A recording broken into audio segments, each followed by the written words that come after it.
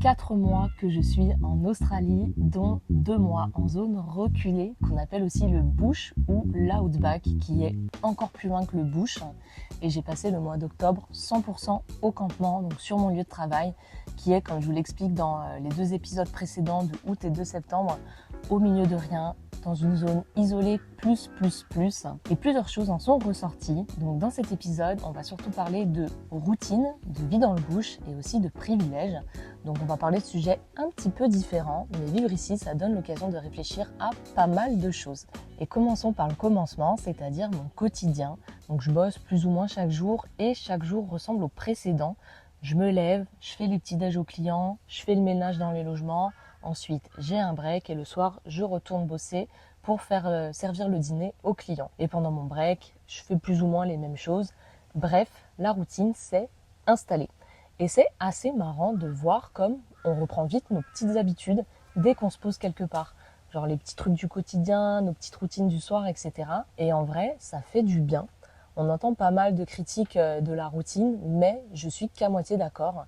Je pense qu'à moindre mesure, elle est nécessaire à se sentir bien et qu'elle nous apaise. Et j'ai lu un livre qui s'appelle Où est le sens de Sébastien Boller qui explique vraiment en gros que ces rituels et ces routines calment notre esprit parce que en faisant une suite logique de mouvements, ça réduit l'incertitude du futur qui, elle, agite notre cerveau. Par exemple, un tennisman, avant de commencer la partie, qui est totalement inconnu pour lui, il ne sait pas comment vont se dérouler les choses, il fait une petite série de rituels, bon pas tous mais certains, vont faire une série de rituels, par exemple taper 3 fois la balle sur le sol, 2 fois sa raquette, se toucher 2 fois le nez et ensuite lancer sa balle. Et ben en fait de faire ça, c'est créer une suite logique de mouvements qui sont prédictibles et ça va venir calmer le cerveau qui va voir que il y a des choses qui sont dans un ordre et du coup la suite peut bien se passer. C'est expliqué de manière grossière, j'espère que c'est clair, mais dans le quotidien par exemple, personnellement le matin, je me prépare toujours dans le même ordre. Je me brosse les cheveux, je me coiffe, eau sur le visage, petit-déj, laver les dents et c'est toujours dans le même ordre. Et du coup, quand je vais aller ailleurs, c'est pareil. Je reprends ma routine et mes enchaînements de suite logiques. Et je trouve ça intéressant à observer parce qu'au final, même si on est de l'autre côté de la Terre, dans un tout autre environnement, on en revient à ce qu'on a l'habitude de faire. Et finalement, à partir du moment où on se pose quelque part, on reprend nos gestes. Et le quotidien n'est pas si différent de notre quotidien de base, notamment en France par exemple. Et avant de partir à l'étranger, on peut avoir un peu peur de se dire comment vont se passer les choses, etc. etc. Mais au final, vraiment, on en revient à des petits gestes du quotidien qui sont les mêmes. Donc il n'y a pas vraiment de différence dans la manière de vivre, surtout quand on est posé quelque part. Et du coup, je pense que c'est un peu pour ça qu'on est fatigué quand on est en road trip ou quand on est sans cesse dans la nouveauté. C'est qu'on n'a pas nos rituels, on n'a pas nos routines, on se réadapte à chaque fois et on ne sait pas trop comment les choses vont se dérouler. Donc du coup, voilà, prendre le temps à un endroit, ça aide à se sentir bien. Un autre gros calmant dans un endroit comme le bush, c'est qu'on n'a plus aucune stimulation externe. Il n'y a pas de voiture, pas de bruit de circulation, pas d'inconnus autour de nous, mais il n'y a pas aussi de pancartes publicitaires, il n'y a pas d'enseigne de magasin. Tous les petits stimuli marketing qu'on peut avoir sans trop se rendre compte tout le temps autour de nous, ici, il n'y a rien du tout. Et du coup, notre attention va se porter ailleurs, sur les oiseaux qui chantent, le coucher du soleil, la chaleur sur la peau. Et ça a ses avantages parce que c'est vraiment apaisant, vraiment on se sent plus relax. Mais l'inconvénient, c'est que on peut vite être pris dans un tourbillon de pensées et avoir des coups de mou, des baisses de morale parce que on remet des choses en question, où on va s'ennuyer, on va penser à nos proches, et c'est un petit peu étrange. Perso, je passe régulièrement par des petites crises existentielles où vraiment rien n'a de sens. Et je pense que moins on a de stimulation externe, peut-être plus on a de la place pour nos pensées. Je sais pas trop, je saurais pas l'expliquer, mais il y a vraiment ces phases de up and down quand on habite ici, quand on bosse dans le bush. Et en parlant avec une collègue qui est australienne, qui a l'habitude de ça, parce qu'elle, elle bosse en zone éloignée depuis longtemps, elle disait que ouais, en effet, c'est des phases. Et sa mentalité, elle, face à ça, elle aborde vraiment la chose en mode, voilà, tu sais que c'est une phase, tu sais que ça va passer, tu sais que demain ça ira mieux, donc t'avances, t'attends la prochaine vague et puis voilà, tu laisses couler. Et ce que je remarque, c'est que dans un environnement qui peut être un peu difficile à vivre à la longue, avec un taf qui n'est pas le meilleur du monde, personne ne se plaint. Vraiment, j'entends personne se plaindre. Et je peux vous dire qu'en France, ça râlerait à longueur de journée. Il fait trop chaud, je m'ennuie, et ça c'est dur, et nanana. Et j'en ai parlé du coup avec cette même collègue qui me disait, je suppose que nous, les Australiens, on se dit, allez, on traverse cette période, on avance, et puis voilà, on fait le taf, et puis basta, quoi. Vraiment simple, juste t'avances à travers les journées. Et franchement, j'ai trouvé cette mentalité plutôt cool. Et ça fait du bien de juste ne pas entendre se plaindre, quoi. Tout le monde fait sa life et puis c'est tout, quoi. Et j'ai surtout eu le temps de prendre du recul sur pas mal de choses. Je me répète surtout très souvent que vraiment, j'ai pas à me plaindre du tout et j'ai rien pour me plaindre en vrai. Déjà de 1, je suis là où je voulais être il y a 5 ans et ça c'est un bon reminder d'apprécier ce qu'on a, ce que j'ai. Et de 2, en fait, je suis vraiment totalement libre de tout, de la vie que je veux et je peux vraiment tout faire, quoi. Et j'ai une chanson à laquelle je pense souvent. Les paroles, ça dit « Rich people cross the border and the poor people cannot ». En français, les riches traversent les frontières et les pauvres ne peuvent pas. Et après, ça dit t'as de la chance si tu as le passeport, tu vas à l'aéroport le plus proche. Pas comme les boat people, donc les gens sur les bateaux. Si t'as de la chance, t'es libre, sinon tu peux pas quitter ton pays.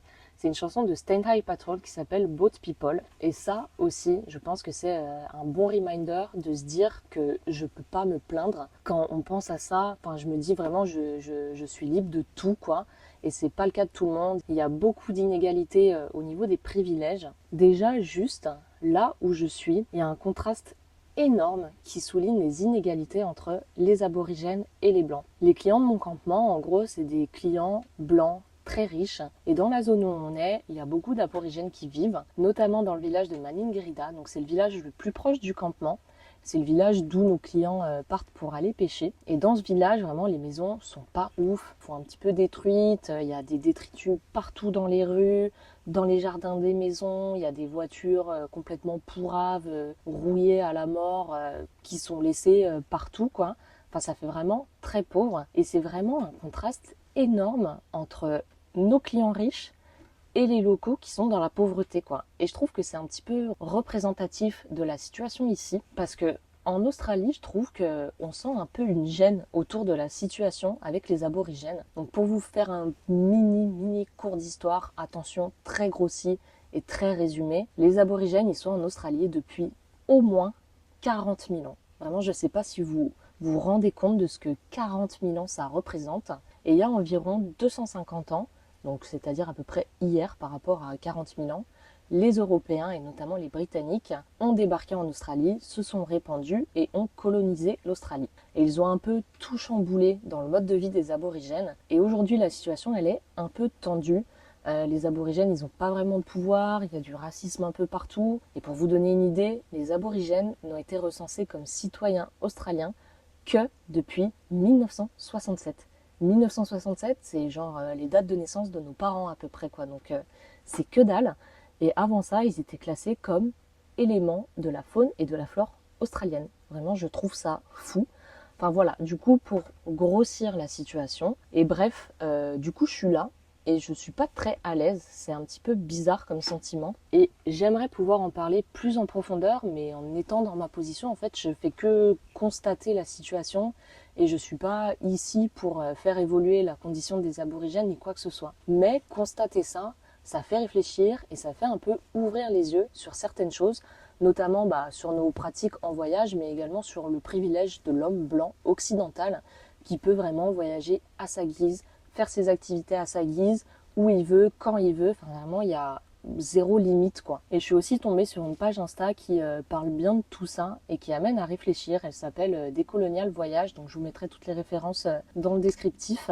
Et elle parle justement, par exemple, des influenceurs voyage et des problématiques autour de tout ça, du fait que la planète c'est un peu un accessoire qu'on met en avant et qu'on est déconnecté des réalités qui nous entourent. Mais voilà, j'aborde ces sujets parce que je m'en rends plus compte en étant ici. Et je rentre pas en profondeur dedans parce que clairement, je manque vraiment de connaissances sur le sujet. Mais mon but, c'est de vous montrer d'autres aspects que tout est beau, tout est rose quand on va dans un nouveau lieu, dans un lieu qui est très beau, qui est paradisiaque, etc. Donc, bien sûr, le monde est très beau, il y a plein de choses à voir, plein de belles personnes à rencontrer, mais il faut aussi considérer les gens qui y vivent et tout ce qui se passe autour. Et surtout, sur ce podcast, je fais la promotion de l'immersion à l'étranger, aller habiter dans un pays.